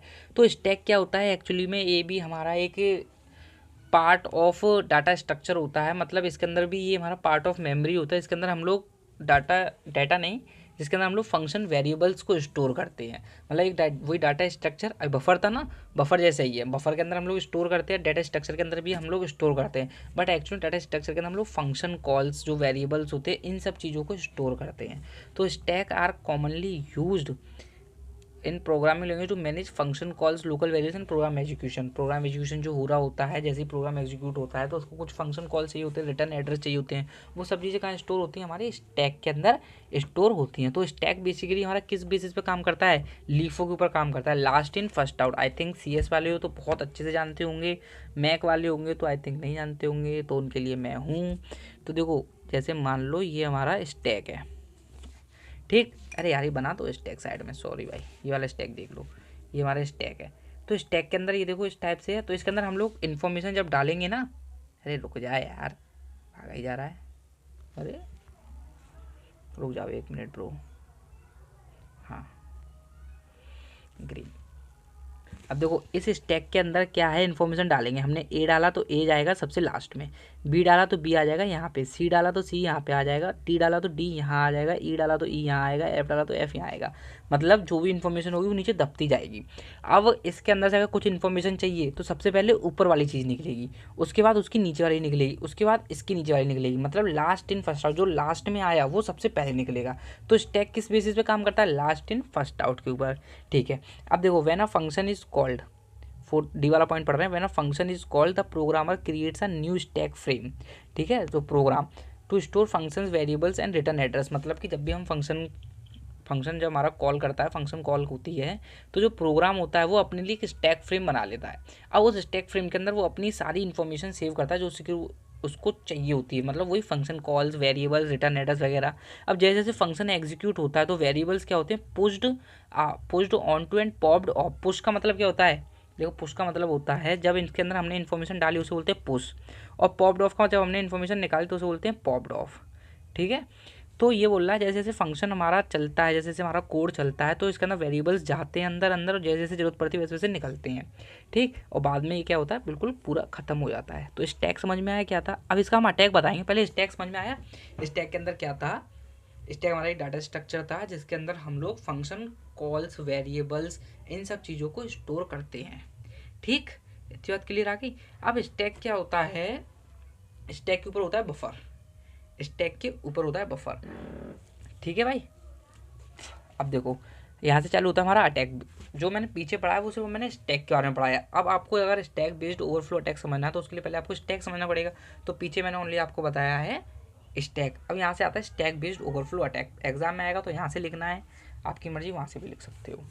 तो देखो स्टैक बेस्ड ओवरफ्लो अटैक करना क्या करता है? अटैकर क्या करता है? ज़्यादा से ज़्यादा डाटा भेजता चलता है, ठीक है। जिससे कि जो बफर था स्टैक के ऊपर जो बफर था वो हो गया ओवरफ्लो। इसकी वजह से क्या हुआ? उसने फिर से कोड भेजा, वो कोड क्या करेगा? क्रिटिकल डाटा को ओवरराइट कर देगा। उससे क्या होगा? रिटर्न, जो मतलब क्रिटिकल डाटा ओवरराइट किया ना, कौन से रिटर्न एड्रेस हो गया, फंक्शन हो गया। अब इससे क्या होगा? तो उसने अपना कोड भेजा, उस कोड को साइड में आ गया। अब साइड में आने की वजह से क्या होगा? वहाँ पर वो चीज़ आ गई जो अटैकर एग्जीक्यूट कराना चाहता है, रेदर देन जो कि एक सिस्टम के लिए एग्जीक्यूट होना था, समझे। अब इसकी वजह से क्या होगा? हमारा उसका मैलिशियस कोड एग्जीक्यूट हो जाएगा, उसकी वजह से अनऑथराइज्ड एक्सेस मिल जाएगी, उसकी वजह से क्या होगा? थेफ्ट हो जाएगा, सब कुछ प्रॉब्लम ही प्रॉब्लम हो जाएगी। आई थिंक क्लियर हो गया होगा, ये चीज़ क्लियर है ना। तो चलो आगे बढ़ते हैं हीप बेस्ड बफर ओवरफ्लो पे।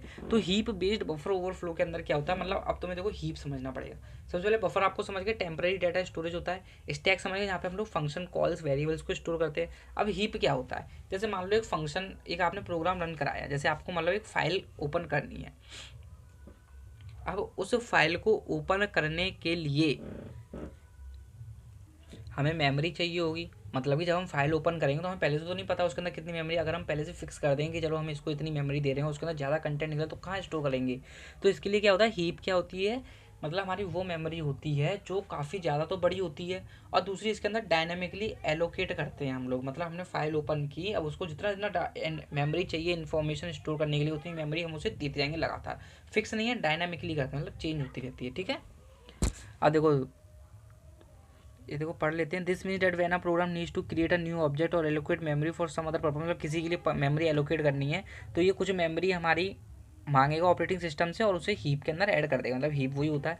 तो heap based buffer overflow attack के अंदर क्या होता है कि जब डाटा, मतलब वो ये देखो हीप आ गया, वहाँ पे स्टैक था, अब यहाँ पे हीप आ गया, हीप के ऊपर वो ये हमारा बफर है, तो बफर को ओवरराइट होता जाएगा, मतलब ओवरफ्लो होता जाएगा, तो ओवरफ्लो होकर इन्फॉर्मेशन नीचे आएगी हीप के अंदर। हीप के अंदर क्या होगा, फिर से सब कुछ ओवरराइट होने लगेगा, हैकर का कोड आएगा, हैकर का जो कोड है वो हमारा एग्जीक्यूट हो जाएगा, एग्जीक्यूट हो जाएगा तो उससे हमारे लिए क्या होगी, अनऑथराइज्ड एक्सेस मिल जाएगा, अनऑथराइज्ड एक्सेस होगी तो हमारी डाटा थेफ्ट हो जाएगा, हमारी सिक्योरिटी ब्रीच हो जाएंगी, तो काफ़ी ज़्यादा प्रॉब्लम्स हो जाएंगी।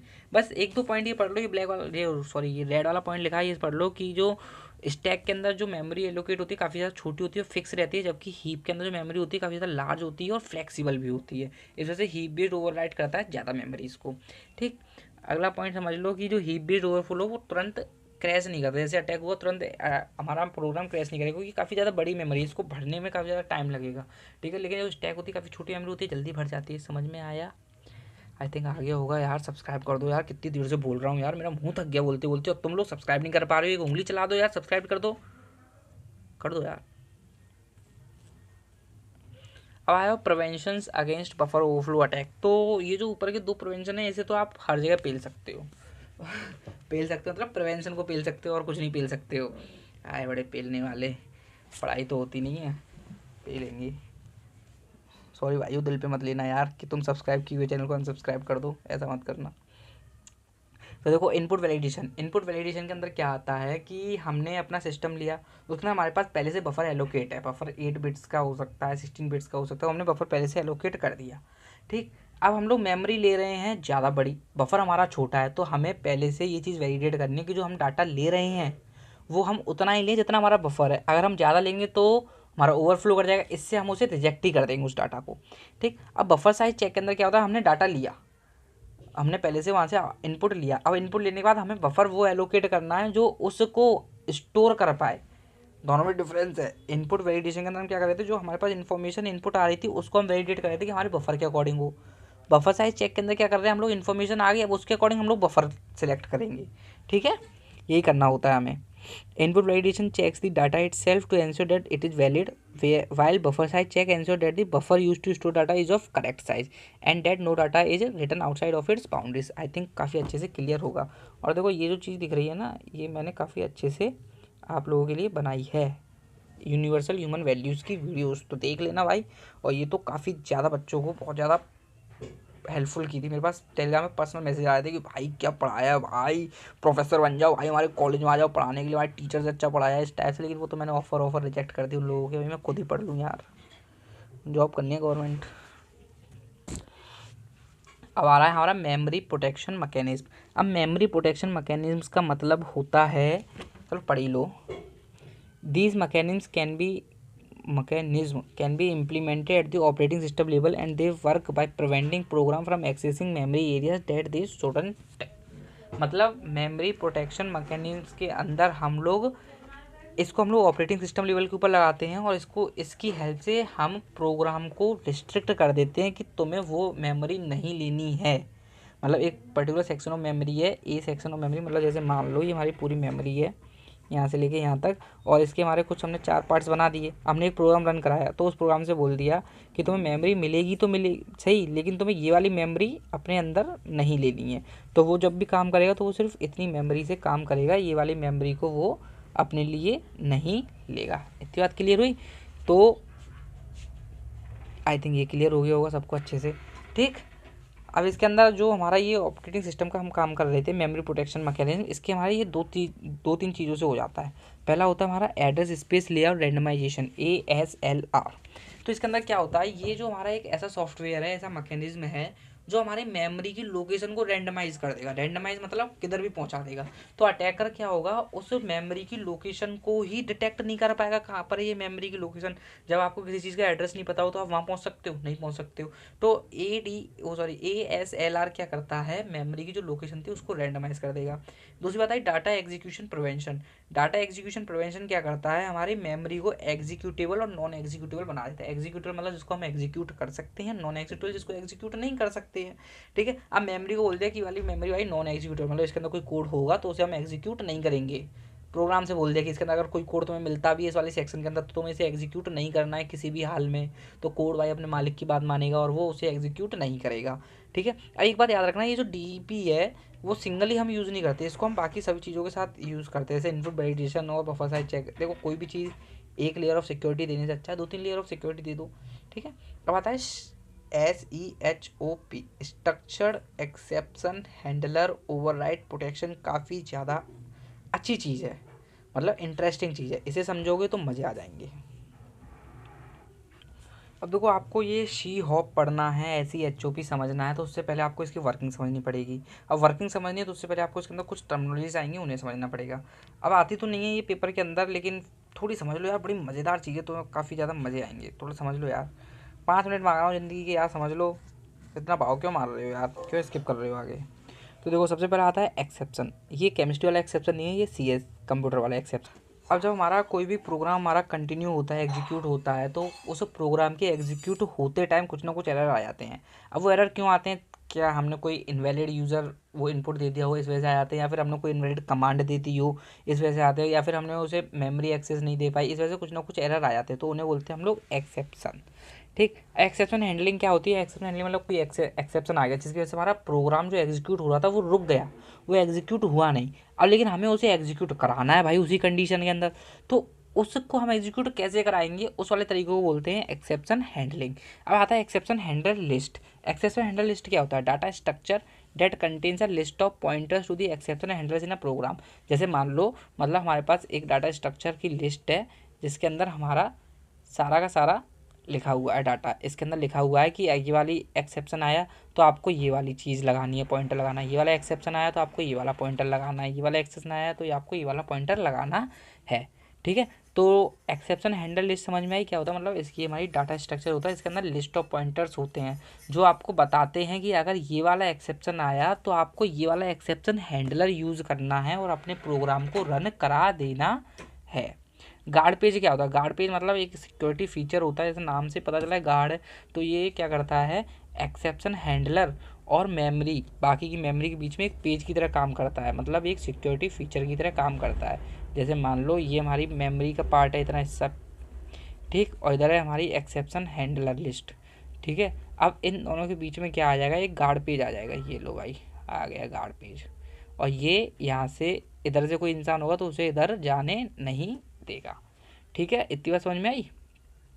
अब आगे बढ़ते हैं, तो देखो ये सारे, अरे यार बीच में रिकॉर्डिंग स्टॉप हो गई थी, sorry for the inconvenience my dear friends. अब देखो यहाँ तक 4 चीज़ें तो क्लियर हो गई आप लोगों को, अब आगे बढ़ते हैं। When a program uses exception handling, मतलब किसी प्रोग्राम के अंदर हमने एक्सेप्शन हैंडलिंग का यूज़ किया है, it creates an exception handler list. जैसे हमने उसके अंदर एक्सेप्शन हैंडलिंग का यूज़ किया, वो एक एक्सेप्शन हैंडलर लिस्ट बना लेगा जिसके अंदर हमारे सभी पॉइंटर्स होंगे जो बताएंगे कि अगर ये वाला एक्सेप्शन हुआ तो हमें ये वाला एक्सेप्शन हैंडलर यूज़ करने से डिवाइड बाई 0 एक एरर है। अब उसी एरर के साथ अगर हमें कोई प्रोग्राम एग्जीक्यूट कराना है तो उसके लिए एक एक्सेप्शन हैंडलर बनेगा उस लिस्ट के अंदर। अब इस एक्सेप्शन हैंडलर को बताएगा कौन, पॉइंटर बताएगा। ठीक है, जब हम सी हॉप को इनेबल कर देंगे तो program places a guard page between the exception handler list and rest of the program memory. मतलब जो एक्सेप्शन हैंडलर लिस्ट बताई थी मैंने आपको और इधर आपको मैंने मेमोरी बताई थी, इस टाइप से दोनों के बीच में गार्ड पेज आ रहा था तो वो पुट कर देगा। This prevent an attacker from over writing the exception handler pointer. और इस वजह से क्या होगा, वो अटैकर को रोक देगा कि वो जो एक्सेप्शन हैंडलर लिस्ट थी उसको आप ओवरराइट ना कर पाओ। ठीक है भाई, क्लियर हुआ। अब बाकी का पढ़ते जो हमने पढ़ा था, पॉइंट जो हमने छोड़े थे। देखो SEHOP is a security feature in Windows that help prevent certain type of attack such as buffer overflow attack from taking control over the programme.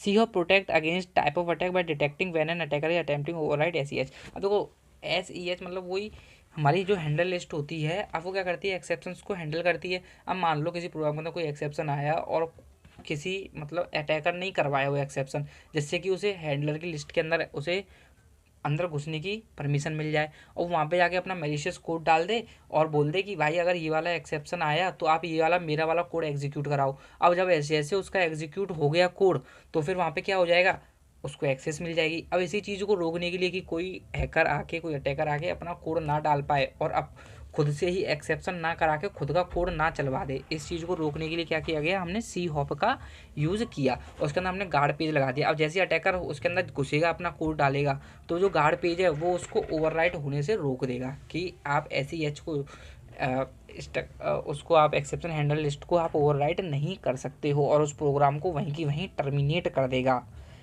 बात क्लियर हुई? आई थिंक बहुत अच्छे से क्लियर हो गई होगी। जिसको भी भाई क्लियर नहीं हुआ हो उसके लिए मैं एक बार फिर से रिपीट कर रहा हूँ, जिसको क्लियर हो गया वो स्किप कर दे थोड़ा सा, ठीक है, मैं फिर से बता दे रहा हूँ। अब देखो भाई, जैसे हमारा ये कोई सिस्टम है, ये हमारा एक सिस्टम है, ठीक। अब इस सिस्टम के ऊपर एक कोड, एक मतलब अटैकर है वो हमारा अटैक करता है, उसको थोड़ी बहुत एक्सेस मिल जाती है। और उसको एक्सेस मिलने की वजह से उसने क्या किया, एक प्रोग्राम रन करा दिया सिस्टम के अंदर। चलो ठीक है भाई, प्रोग्राम रन करा दिया। अब प्रोग्राम रन कराने का तो उसने खुद से जानबूझ के एक एरर डाल दिया उसके अंदर।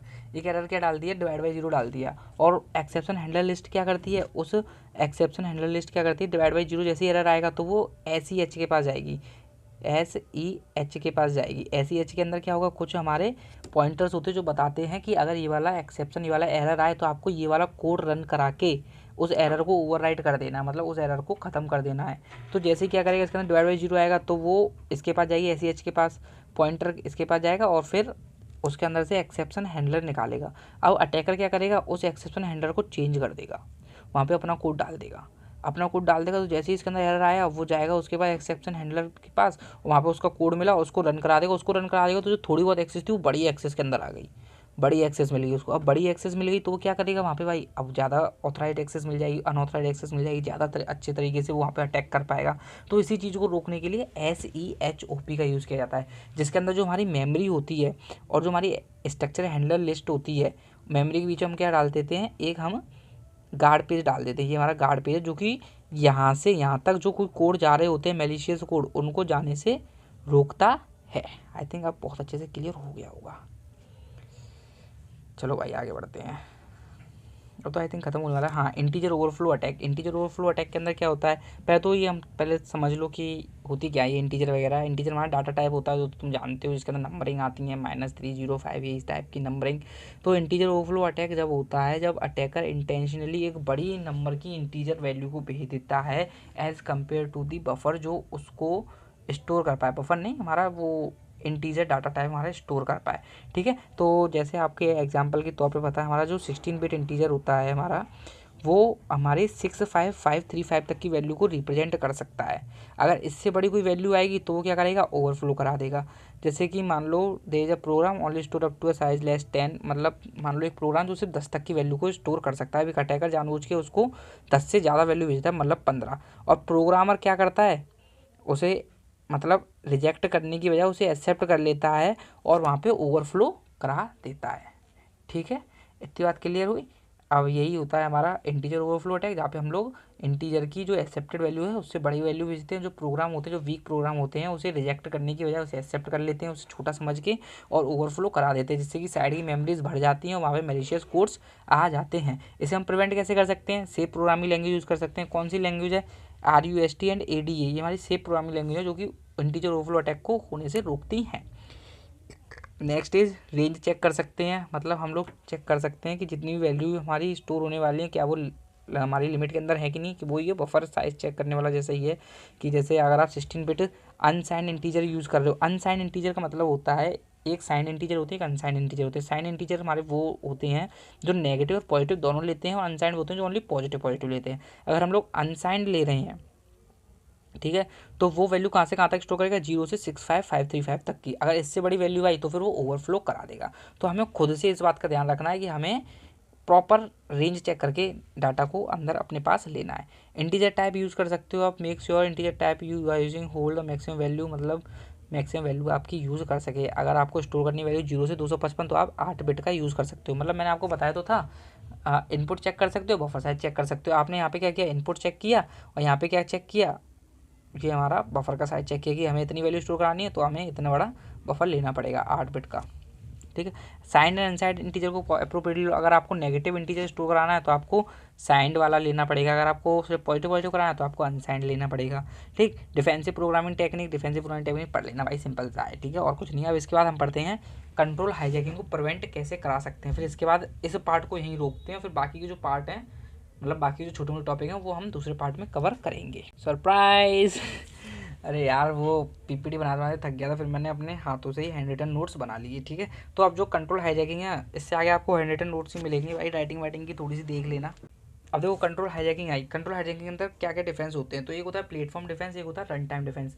प्लेटफॉर्म डिफेंस के अंदर क्या होता है कि हमें सर्वर को बचाना है, हमें उस प्लेटफॉर्म को बचाना है जहाँ पे हमारी वेब एप्लीकेशन से चल रही है, वेब ब्राउजर्स हमारे खुल रहे हैं, उस सर्वर को हमें बचाना होता है। तो हम इसे बचाते कैसे हैं, तो प्लेटफॉर्म डिफेंस हम हार्डवेयर बेस्ड सिक्योरिटी फीचर्स का यूज़ करके बचाते हैं। हार्डवेयर बेस्ड सिक्योरिटी फीचर्स क्या होते हैं, हार्डवेयर बेस्ड सिक्योरिटी फीचर्स हमारे वो फीचर्स होते हैं जिनकी हेल्प से, मतलब वो हमारे सिक्योरिटी फीचर होते हैं जिनको हम लोग अपने हार्डवेयर के ऊपर लगाने वाले हैं। अब हार्डवेयर के ऊपर लगाएंगे तो जिससे कि हमारा कंप्यूटर सिस्टम बच सके या फिर हमारा वेब सर्वर्स वगैरह बच सके। ठीक, अब ये कैसे हो सकती है हमारी, आगे चल के बताते चलते। दो तरीके से होता है, एक फिक्सिंग द बग होता है और एक होता है हमारा marking the memory as execute and non execute. ये देखो क्वांटम के अंदर बहुत छोटा है, बहुत छोटा बता रखा है। अब आप उसे लिखोगे 10 नंबर में तो आपको 10 तो नहीं मिलेगा, ठेंगा जरूर मिल जाएगा। तो अगर आपको एक्चुअल में 10 नंबर चाहिए तो आपको ये चीज़ यूज़ करनी पड़ेगी। और मैं तो बताऊँगा कि मैं कैसे बताऊँ यार, ये वीडियो तो हमारे सिर्फ पढ़ने की है। आपको पेपर लिखना सीखना है तो कमेंट वमेंट करना, बताऊँगा आपको, या फिर मेरे से पर्सनली टेलीग्राम पे कांटेक्ट करना। ठीक, फिक्सिंग द बग तो आप जानते हो, बग क्या होती है हमारी, वो वल्नरेबिलिटीज़ होती है जिनकी वजह से हमारा सिस्टम क्रैश कर रहा होता है या फिर जिनकी वजह से हमारी अनऑथराइज्ड एक्सेस किसी को दे सकता है। तो उस चीज़ को हमें फिक्स करना होता है। होएगा कैसे ये, तो ऑडिट करो सॉफ्टवेयर थ्रू ऑटोमेटेड टूल्स, मतलब उस सॉफ्टवेयर का खुद से टेस्ट लो। अब खुद से टेस्ट कैसे लोगे, खुद हमारी सिस्टम बेस्ड सॉफ्टवेयर होती है जो हमारी हाईली स्पेसिफाइड सॉफ्टवेयर होती है जो कि हमारी सॉफ्टवेयर का टेस्ट लेती हैं और उसे बताती है कि हमारी कितने सिक्योरिटी को एक्सेस कर पाएगा, कितना काम कर पाएगा, कितना नहीं कर पाएगा। अगर आपको उसके अंदर कोई प्रॉब्लम मिलती है तो आप रीराइट कर दो सॉफ्टवेयर को। रीराइट का मतलब क्या होता है, आपने पहले उसके अंदर अगर वल्नरेबिलिटी मिली तो मतलब पुरानी वाली जो लैंग्वेज थी उसके अंदर कुछ ना कुछ कमी होगी, तो उसे नई वाली लैंग्वेज के अंदर लिखो। ठीक है, नई लैंग्वेज जिसके अंदर कम रिस्क हो। Next is कंसीड overflow but prevent code execution. अब देखो मैं ओवरफ्लो तुम लोगों को ऑलरेडी समझा चुका हूँ। ओवरफ्लो का मतलब क्या होता है कि डाटा हमारा बाहर निकल जाए हमारे बफर से और फिर वहाँ पे कोड डाल देगा और वो एग्जीक्यूट हो जाएगा। तो हम बेसिकली इसके अंदर अप्रोच में फिक्सिंग द बग के अंदर क्या करते हैं, हम लोग ओवरफ्लो तो कराते हैं और हम लोग एक ऐसी टेक्निक बनाने की कोशिश करते हैं कि ओवरफ्लो भले ही हो जाए लेकिन उसके अंदर जो कोड डला है वो एग्जीक्यूट ना हो पाए। और अगर ऐसा हो गया तो भाई साहब वो प्रोग्राम बनेगा, वो हमारी सॉफ्टवेयर बनेगी, वो बहुत काम की हो जाएगी। अटैकर कितना भी ओवरफ्लो करा ले, करा भाई तो कितना ओवरफ्लो कराएगा। अटैकर तो भाई बहुत सारे होते हैं, बॉट वगैरह से कितना हाई डाटा भेज सकते हैं, बहुत वॉल्यूम ऑफ डाटा भेज सकते हैं, हाई वॉल्यूम। अब कितना बड़ा हम बफर लेंगे, तो इस वजह से हम कोशिश करते हैं ऐसा बना सकें कि ओवरफ्लो तो हो जाए लेकिन जो कोड डला हुआ है उसका एग्जीक्यूशन ना हो पाए। ठीक है, तो बहुत अच्छा काम है ये। और दूसरा होता है add run time code to detect overflow exploit. मतलब हम इसके अंदर क्या करते हैं, हम लोग सोर्स कोड लिया और सोर्स कोड के अंदर हम खुद से ही एडिशनल चेक्स डाल देते हैं, मतलब खुद से हम लोग कुछ चेक करने के लिए डाल देते हैं जिससे कि ओवरफ्लो होगा तो नहीं। तो यहाँ दो तरीके से होती है।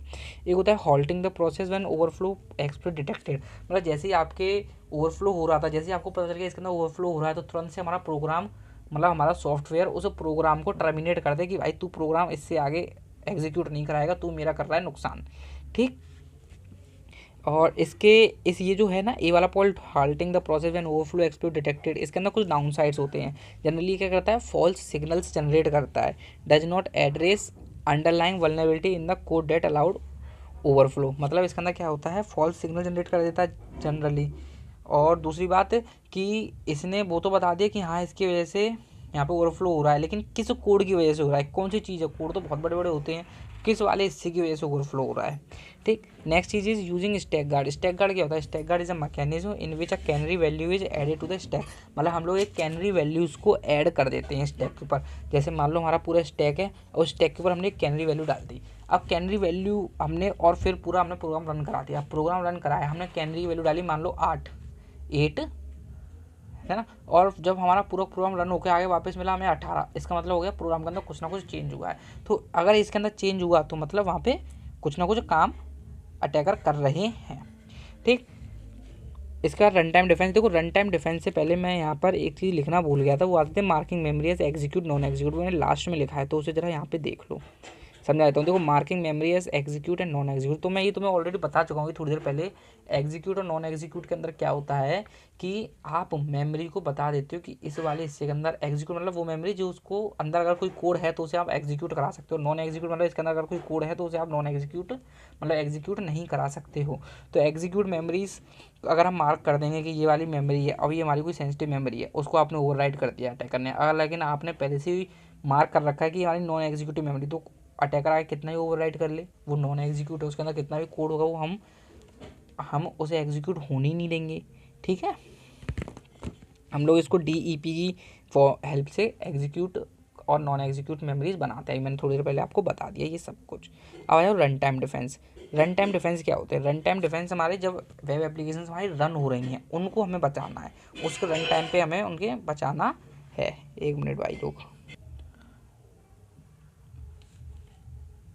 तो देखो रन टाइम तो आपको समझ में आ गया होगा कि जब हमारी एप्लीकेशन रन हो रही हैं उस टाइम पे हमें उसे प्रोटेक्ट करना है। तो रन टाइम डिफेंस के अंदर हम बेसिकली स्टैक की इंटीग्रिटी को मेंटेन करते हैं। इंटीग्रिटी आपको बताया था कि इन्फॉर्मेशन के अंदर चेंज ना हो। अगर स्टैक के अंदर जो भी हमने जैसा भेजा अगर उसके अंदर कुछ चेंज हो गया तो इसका मतलब क्या है कि कुछ ना कुछ वहाँ पर झोलमाल चल रहा है अटैकर्स का। ठीक, तो स्टैक के अंदर हम क्या चेक करते हैं कि हमारा जो स्टैक है वो हमारा करप्टेड तो नहीं है, मलिशियस कोड के द्वारा एक्युपाइड तो नहीं है। तो हम ऐसे करेंगे कैसे? तो वही कैनरीज की हेल्प से करते हैं। तो कैनरीज क्या होती है? हार्डवेयर के लिए यूज़ कर लेते हैं हम, सॉफ्टवेयर के लिए भी यूज़ कर लेते हैं। और कैनरीज के अंदर क्या होती है? 2 टाइप की कैनरीज होती हैं। एक होती है रैंडम कैनरी। रैंडम कैनरी हमारी वो कैनरी होती है जिसको हम लोग रैंडमली जनरेट करते हैं। रैंडमली मतलब हमने एक बार प्रोग्राम रन कराया तो इस टाइम पे कैनरी की वैल्यू 8 आ गई। एक बार फिर से दोबारा उसी प्रोग्राम को रन कराया, इस बार 18 आ गई। फिर से रन कराया, इस बार 1 आ गई। फिर से रन कराया 1080 आ गई। तो इस टाइप से क्या होगी, कैनरी की वैल्यू हर बार चेंज आएगी। तो रैंडम कैनरी को हमने निकाला और उसको हमने प्री डिटरमाइंड लोकेशन के अंदर डाल दिया। प्री डिटरमाइंड हमको पहले से पता होता है कि हमने इस जगह पर रखी है। ठीक है, और कहाँ रखते हैं? बफर और रिटर्न एड्रेस के बीच में रखते हैं जनरली। और इसके बाद अगर वैल्यू ऑफ कैनरी अगर हमें डिफरेंट मिली, मतलब वैसे तो हर बार जब प्रोग्राम रन होगा उस टाइम पे डिफरेंट होगी, लेकिन जब हमने पहली बार प्रोग्राम रन कराया और वापस से प्रोग्राम आया अगर डिफरेंट मिली, मतलब अटैकर अटैक करने की कोशिश कर रहे हैं। ठीक, और अगर हमारा अटैकर वहाँ पे अटैक कर रहे हैं तो हमारा ये प्रोग्राम क्या करेगा? उसे टर्मिनेट कर देगा। ये स्टार वाला पॉइंट पढ़ लो। अगर if the program terminates in this way it can be seen as denial of service attack because the program is effectively disabled. मतलब देखो अगर आपने वहाँ पे कैनरी अगर आपकी चेंज हो गई, कैनरी चेंज हुई तो तुरंत क्या होगा? वहाँ पे हमारा जो प्रोग्राम चल रहा था वो एग्जीक्यूट जो हो रहा था वो तुरंत रुक जाएगा। ठीक है, अब एक बात बताओ, प्रोग्राम एग्जीक्यूट होना रुक जाए या फिर डिनाइल ऑफ सर्विस हो जाए, आप अपने प्रेजेंस ऑफ माइंड से बताओ क्या चीज़ अच्छी रहेगी? डिनाइल ऑफ सर्विस हो जाए वो ज़्यादा अच्छा रहेगा ना। अगर जैसे मान लो उसके अंदर हमने प्रोग्राम एग्जीक्यूट होने से रोक दी, नहीं रोका, प्रोग्राम चलता गया, तो अटैकर को क्या होगी? अनऑथराइज एक्सेस मिल गई। अच्छा, अब आप लोग कहोगे डिनाइल ऑफ सर्विस हो जाए, खुद से बोल दिया, हमें बताओ तो सही डिनाइल ऑफ सर्विस होता क्या है? तो सुनो, डिनाइल ऑफ सर्विस का मतलब होता है कि हम इसके अंदर क्या करते हैं, एक सर्वर होता है, उस सर्वर के अंदर हम बहुत ज़्यादा हाई इन्फॉर्मेशन भेज देते हैं। हाई इन्फॉर्म मतलब हाई वॉल्यूम ऑफ इन्फॉर्मेशन। और जब हाई वॉल्यूम ऑफ इन्फॉर्मेशन भेजते हैं इस वजह से क्या होता है? सर्वर हो जाता है क्रैश। सर्वर क्रैश हो जाता है, वो बोलता है भाई मैं झेल सकता हूँ 100 लोगों की इन्फॉर्मेशन, तुम भेज रहे हो मेरे पास 1000 लोगों की, तो सर्वर हो गया क्रैश। अब जो सर्वर क्रैश हो जाता है, सर्वर क्रैश हो जाता है तो फिर उस अटैक को बोलते हैं हम लोग डिनाइल ऑफ सर्विस। ये करते हैं हमारे जनरली अटैकर्स। अब हम यहाँ पे क्या कर रहे हैं, उस प्रोग्राम को हमने एग्जीक्यूट होने से रोक दिया, तो इसका मतलब क्या होगा? डिनाइल ऑफ सर्विस ही तो हो गया। और हमारे लिए डिनाइल ऑफ सर्विस काफ़ी ज़्यादा अच्छा है as compare to unauthorised access किसी और को मिल जाए। इसके आते हैं हमारे टर्मिनेटर कैनरी। टर्मिनेटर कैनरी चलो पढ़ते हैं। During program compilation of fixed terminator canary value is generated instantiated after the buffer in the memory. वही हमने फिक्स्ड, उसमें रैंडम आ रही थी, इसमें हम लोग फिक्स्ड कैनरी वैल्यू से निकालते हैं और उसे हम लोग डाल देते हैं रिटर्न एड्रेस वगैरह के बीच में। When the function finishes executing and tries to return to the caller, it checks the value of the terminator candy to ensure that it has not been modified। जब भी हमारा फंक्शन फिनिश होता है और return करता है collar के पास, तो फिर चेक करता है अगर हमारी कोई कैनरी वैल्यू चेंज तो नहीं है। If the value has been modified the programmer immediately terminate and preventing the attacker from executing any further malicious code. वही अगर होता है कुछ तो वो चेंज कर देता है। इसके बाद देखो आगे का हम बाद में पढ़ेंगे, यार बहुत लंबी वीडियो हो गई, लेकिन आई थिंक मैंने तुमको बहुत अच्छे से समझा दे। इसके बाद नोट्स पढ़ना और क्वांटम उठा के दे लेना, आपको अंतर दिख जाएगा चीज़ों में। और भाई कर दो यार सब्सक्राइब यार, और देखो यार कमेंट मार के जाना, ठीक है? टेलीग्राम पे ज्वाइन हो जाओ।